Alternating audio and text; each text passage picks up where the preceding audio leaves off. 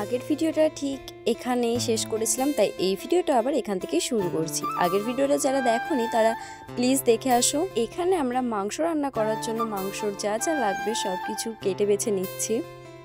সবাই মিলে কাজ করলে বেশ একটু তাড়াতাড়ি হয়ে যায় গল্পের মাঝে। তারপরে দুই মাসি মিলে লুচি ভাজার জন্য লিচি কেটে নিচ্ছে, আর এখানে কাকা রান্না করছে মাংস। তোমরা যাই বলো, কাকা কিন্তু বেশ ভালো রান্না করে। কি মনে হচ্ছে না বাচ্চাগুলো কি শান্ত? মোটেও না, সবার হাতে মোবাইল আছে বলে ওরা শান্ত হয়ে বসে আছে। তো এইরকম দৃশ্য তো সবসময় দেখা যায় না, তাই আমি একটু ক্যামেরা বন্দি করে নিয়েছি।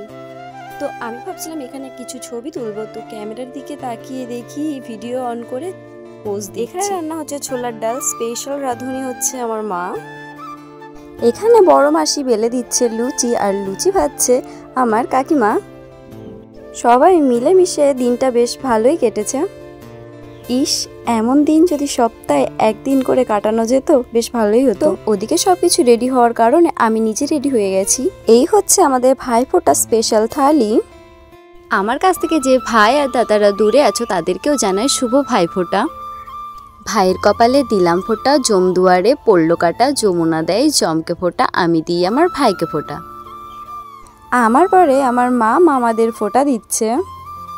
আচ্ছা, তুমি বা তোমাকে কেউ কি ফোঁটা দিয়েছে? তারপরে আসে গিফটের পালা। তো আমি মেলা দেখার জন্য সবাইকে টাকা দিচ্ছি, আর ভাই কি ভাবছে আমি ওকে নকল টাকা দিয়েছি নাকি এমনভাবে দেখছে। তো আমি বেশি দিতে পারিনি, সবাইকে 100 টাকা করেই দিতে পেরেছি। থ্যাংক ইউ বলতে হয়, ঠিক আছে?